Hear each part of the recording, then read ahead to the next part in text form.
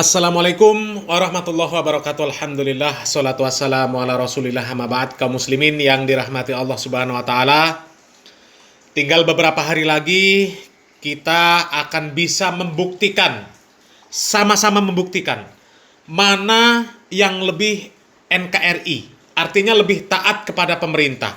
Apakah kelompok Banser dengan ormasnya atau orang-orang yang disebut Salafi Wahabi?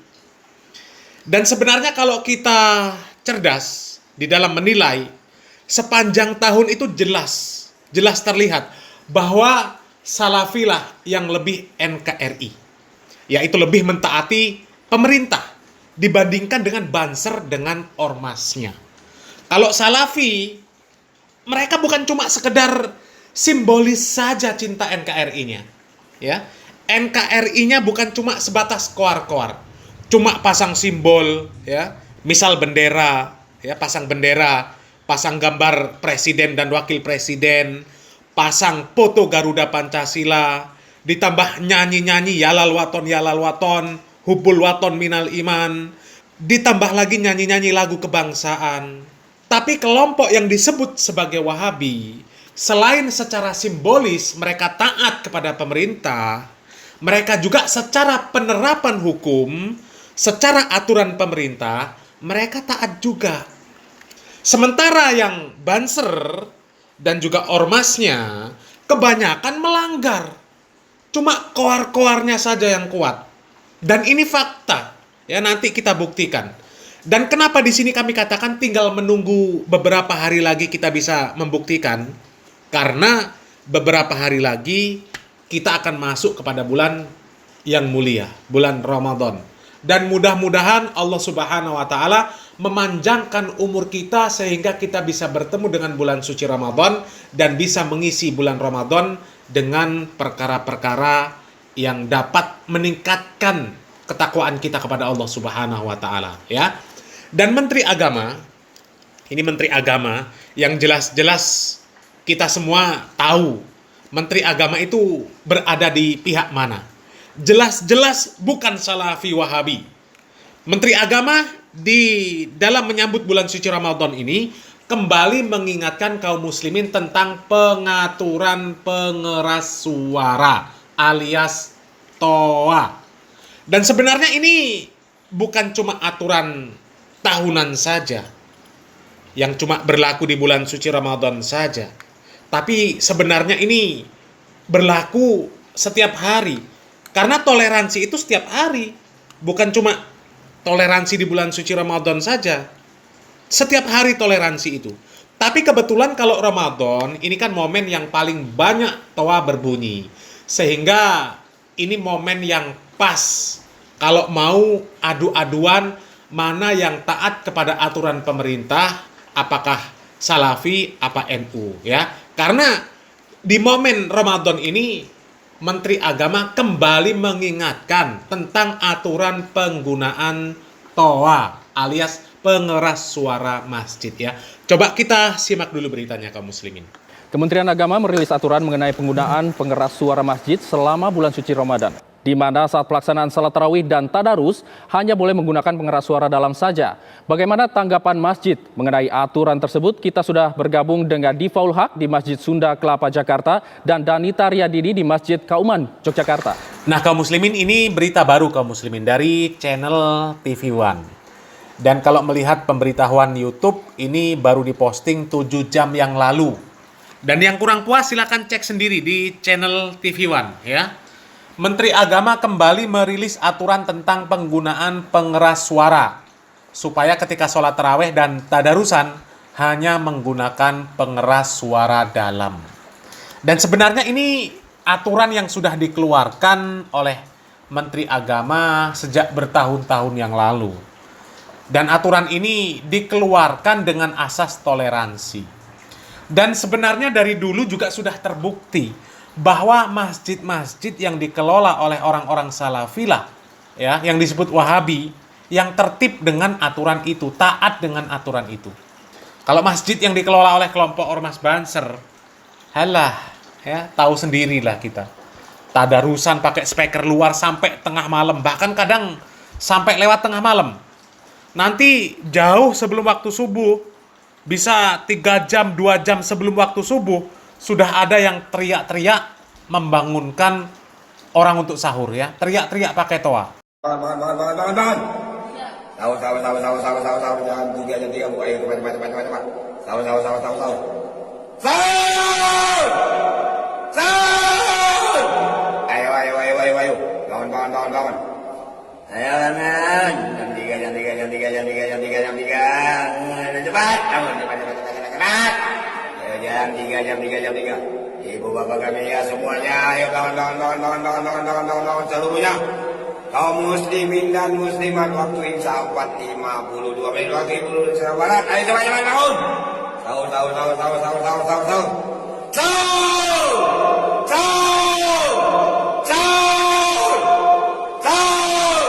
Seperti itu ya. Nanti cobalah, silakan buktikan di bulan Ramadan.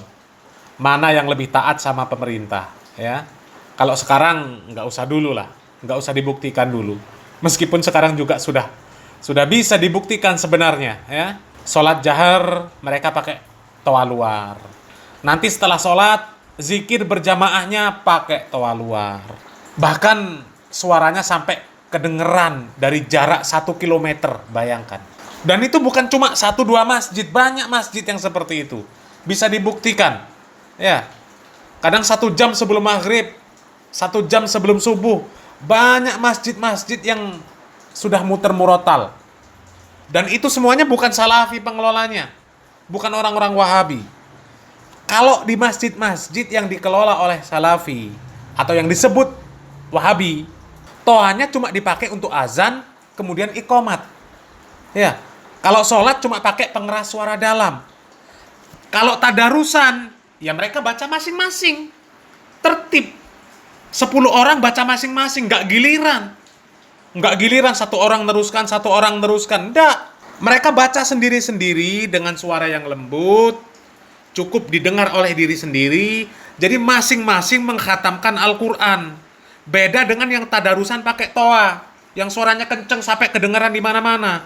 Itu biasanya 10 orang atau 20 orang itu mengkhatamkan Al-Quran secara estafet. Jadi kalau 1 bulan khatam, itu yang khatam itu siapa? Mereka nggak ada yang khatam masing-masing. Ya, 30 juz dibagi orang 20, dibagi orang 10, atau mungkin lebih. Seperti itu. Dan itu sudah umum lah ya. Kami secara pribadi juga dulu mengalami yang seperti itu. Dan itu pakai pengeras suara luar. Ya itu tadi, kadang-kadang sampai tengah malam, kadang sampai lewat tengah malam ya. Beda dengan masjid Salafi Wahabi. Mereka tertib. Selesai sholat tarawih atau pokoknya di masjid, mereka buka Al-Quran, baca Al-Quran masing-masing. Sehingga 1 orang itu bisa mengkhatamkan berkali-kali di bulan Ramadan. Itu 1 orang khatam sendiri, bukan estafet ya. Dan mereka tidak pakai toa luar. Kecuali misal ketika ada khutbah Jumat atau mungkin pas kajian ya. Dan kajian pun kadang tidak pakai suara luar karena takut mengganggu, karena di lingkungan itu tidak semuanya muslim, dan muslim pun kadang-kadang di sekitaran ada orang yang sakit, butuh istirahat dan sebagainya. Jadi dari sini saja sebenarnya sudah jelas bisa dilihat mana yang lebih taat pemerintah, mana yang lebih NKRI, apakah Banser, apa Salafi ya. Dan silakan buktikan sendiri. Kemudian masalah rokok. Ya, banyak sekali aturan-aturan pemerintah yang melarang untuk merokok di tempat umum. Banyak tulisan-tulisan bebas asap rokok, ya, dilarang merokok. Tapi siapa yang paling banyak melanggar? 100%, bahkan 1000%. Jawabannya pasti bukan orang-orang yang disebut Salafi Wahabi. Dan pelanggaran dalam masalah ini luar biasa. Kalau orang-orang Salafi ya jangankan mau melanggar aturan tentang rokok, merokok saja mereka tidak, gitu loh. Dan yang lebih parah lagi, kadang-kadang mereka itu merokok di rumah sakit. La ilaha illallah. Rela mereka ini ngumpet-ngumpet supaya bisa merokok, dan itu banyak buktinya. Ya, padahal jelas di rumah sakit itu area bebas rokok. bebas asap rokok, dilarang merokok, tapi masih banyak yang merokok. Dan jelas itu bisa dipastikan 100% bahkan 1000% kalau mereka beragama Islam pasti bukan Salafi Wahabi. Ya. Padahal aturan pemerintah ini jelas, dilarang merokok di area rumah sakit, di tempat umum, ya. Bahkan sebagian ada yang merokok di dalam masjid. Ini apa namanya kalau bukan melanggar aturan pemerintah? Dan itu semuanya banyak buktinya, ya, banyak buktinya. Jadi dari sini saja sudah bisa kita buktikan mana yang lebih NKRI, artian lebih taat kepada pemerintah, apakah Banser dengan ormasnya, ataukah orang-orang yang dituduh sebagai Salafi Wahabi yang disebut-sebut tidak NKRI, ya, tidak cinta NKRI. Dan kita tunggulah ya nanti di bulan Ramadan yang tinggal beberapa hari lagi. Mudah-mudahan Allah Subhanahu wa taala panjangkan umur kita supaya bisa berjumpa dan mengisi bulan Ramadan dengan ketaatan, dan sekaligus nanti bisa membuktikan mana yang lebih taat kepada pemerintah, apakah Salafi Wahabi, apakah ormas Banser, ya. Padahal jelas-jelas yang membuat aturan Kementerian Agama dan itu jelas afiliasinya ke ormas yang mana, ya. Mudah-mudahan Allah Subhanahu wa taala mudahkan kita untuk bisa berjumpa dengan bulan suci Ramadan. Barakallahu fikum. Wassalamualaikum warahmatullahi wabarakatuh.